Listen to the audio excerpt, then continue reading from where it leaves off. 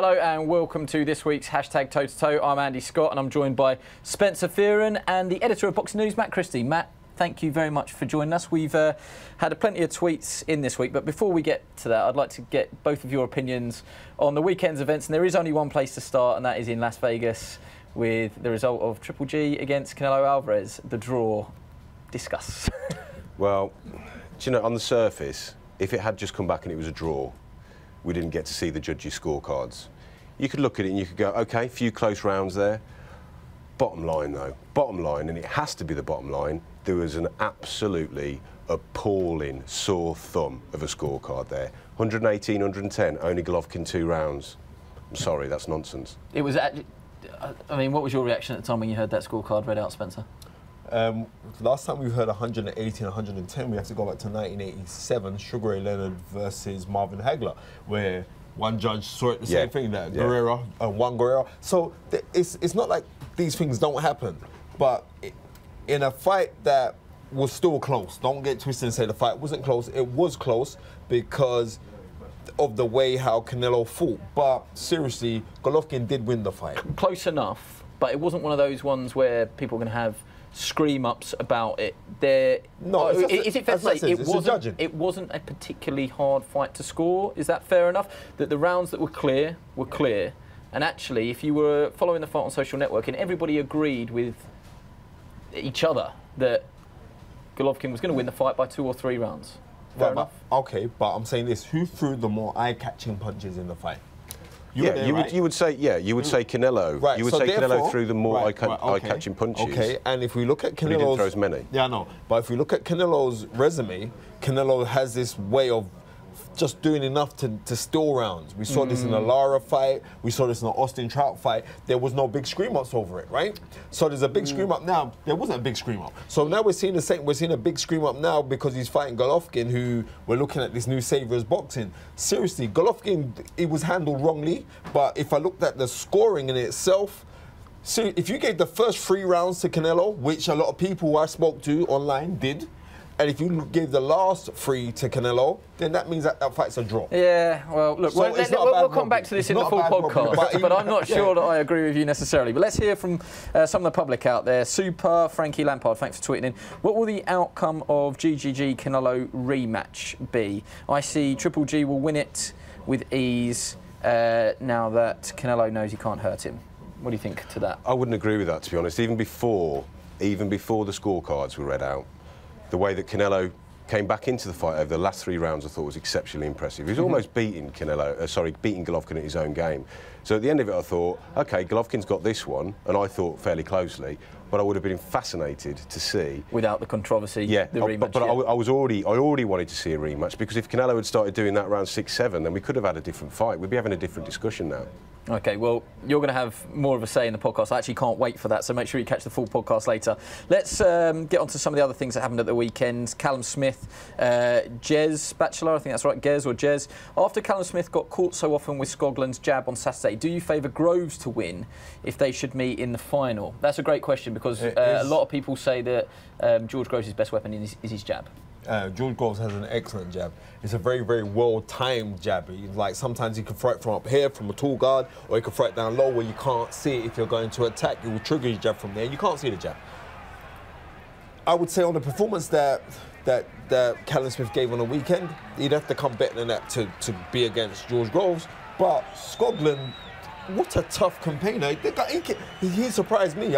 Like, he came to fight. And fair play to Callum Smith, because he had to change his game plan up a little bit, got busted, nose was bleeding. And you know what, fair play to him. I put a lot of that down to maybe ring rust and like anxiety as well. And we'll see how he performs later on in his competition. Groves, Callum Smith, I mean, there's a lot of other people in the tournament that are going to have their say, but if they did meet in the final, that would be a great fight, wouldn't it? It would be a great fight. And I think the important thing here is that Callum Smith came through and he won a tough fight. Groves has come through some tough fights recently, and he's got the win as well. So yeah, it's all nicely poised at the moment. Yeah, looking forward to seeing how he gets on against Jamie Cox. Norman Barton has said Luke Campbell beating Jorge Linares would be up there with Lloyd Hunnigan's victory over Donald Curry, in my honest opinion. Will he do it, and how?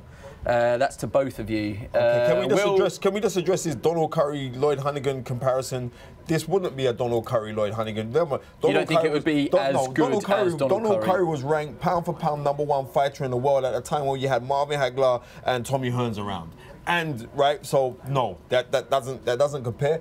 But that's Norman's opinion. Right, that's Norman. That's right. No, that's right. Norman's a good guy. Norman's a good guy. Just because his opinion doesn't agree with you doesn't matter. He's allowed it. Okay, let him have it. Right, I'm calm now. I'm calm. You're a human. But right, I'm cool. But what I am saying is, look at the susceptibility that Linares has shown, especially if you look at when he fought DeMarco. Remember when he lost his world title against DeMarco? DeMarco's a southpaw, and he was tricky, and he applied pressure.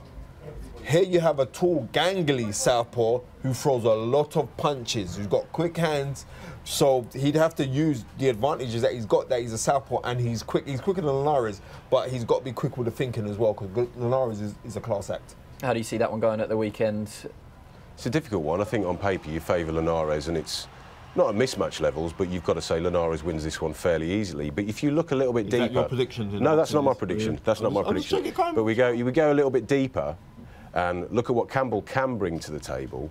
And he's a very, very live underdog here. I'll give him a chance. I'll give him a real chance. I like that thinking. I agree with that. Steve Parsons, do you think Hughie Fury has the tools to beat Joseph Parker, especially after seeing Parker struggle with his last opponent? His last opponent, obviously, was Razvan Kajanu. His sparring partner. So I saw Razvan Kajanu spar Charles Martin up in Big Bear. Yeah. And... who got the better?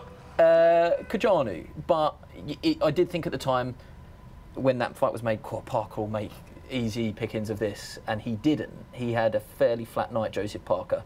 So if you were to take that last performance and apply it to Hughie Fury, you would say that Hughie Fury's got a great chance.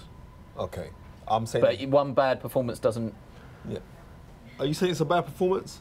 I think maybe he had motivational issues going into that fight because his sparring partner, his original opponent, pulled out. But what I am saying is this.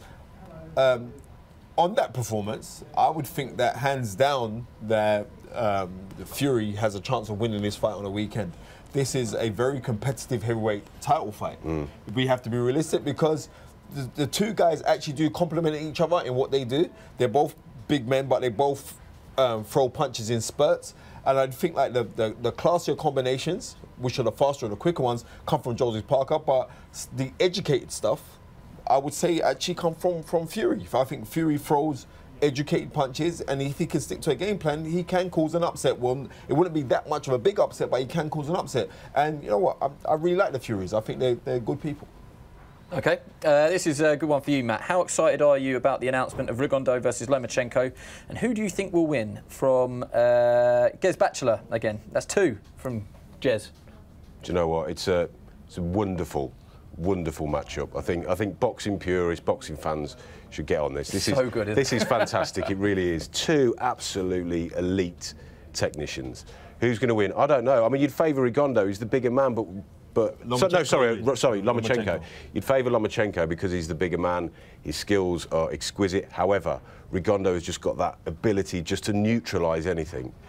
So we'll see. I mean, but what I do think is that if you look back at the Donaire fight, Donaire cruder than Lomachenko, but what we've got, it may not be a 5 knockdown thriller, but I'm pretty sure that for every minute of every round, you're going to be absolutely glued to it.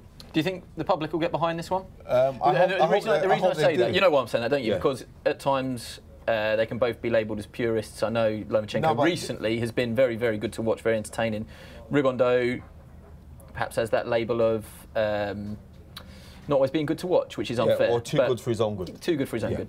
I would say that, but what I would look at the skills that both guys possess, and I think that Lomachenko's got something a little bit more than what Rigondeaux's got. Rigondeaux is fantastic. He's a purist. He's fantastic at what he does. But I would slightly favour the bigger man in this fight, and also the guy that is more aggressive. And if you look at it, Lomachenko's more aggressive, but then he's got this mad, it's freakish Matrix kind of. Yeah, it's a great nickname, yeah. Yeah, like he has a glitch in it on some things, but he's very, very good. Lomachenko is, to me, the better of the 2 fighters. and I would slightly favour Lomachenko only because I've seen Rigondeaux go down a couple of times. Like he has lapse in concentration. Like he knows that I'm that good that I can, and he has these little lapses, get knocked down. And, oh well, I got. That's why I got to pick Lomachenko in this fight. Yeah, younger and fresher as well. I wonder if that might come into it by the time the fight comes around in December. Okay, last one, Henry Chard. How does the boxing world look upon sportsmen retiring from other sports and then deciding to become fighters? Matt? What are we talking about here? Well, let's not focus on anything in particular, but it is relevant this week with the fact that Rio Ferdinand announced that he wants to become a professional fighter. Yeah, I mean, I'm not a huge fan of it, to be honest. I've got complete admiration for anybody that will get themselves into condition to go and fight, to go and have a boxing match. I think it's, you know, but it's also, there's a reason why it's known as the hardest game. And if I'm being honest and I'm being frank, I think it's a bit of an insult to the hardest game. Spencer? Do you know what? I have to agree with him. It is a bit of an insult, but, and this is what I'm saying is this, and this is no disrespect to any small hall promoter because I've been down that road. But if you have a kid that is not the best of fighters, right? And you know he's not, but he sells 400 tickets, right? You're going to do your best to protect this kid, and you're going to get these guys in from Latvia or these, right? And to pad out his record. Because it's the difference between you making a loss on the show and making a profit. And when you look at it now, it's like because people have not, they've matched guys safely. Somebody like a Rio Ferdinand or anybody could sit there and say, you know what, I reckon I could do this. I reckon I could do this. At what level? I've seen Rio Ferdinand hit the pads and everything else. Yeah, right? in an Instagram video where he's obviously not taking it seriously. Okay, cool. But what I'm saying to you is this: like sometimes even when you're mucking around, you can see if someone's got something. I'm not knocking Rio's aspirations because he's a South London boy like me. I've known him for years. But what I am saying is like sometimes people are taking the mickey out of our sport. But also when you're padding out people who can't fight but they can bring revenue to you, you're also taking the mickey out of the sport as well. So I think the sport itself has to look at itself. Before we criticise anybody like a Rio Ferdinand fancying it, we'd have to criticise anybody who's padding out guys who we know can't fight. We're padding them out to get them wins and they get delusions of grandeur as well. So that's where I leave it. Well, it's early days in that. Let's see how that pans out over the coming weeks, months.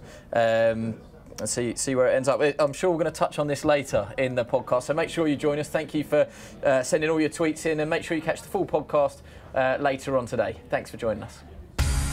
Sky Sports. Feel it all.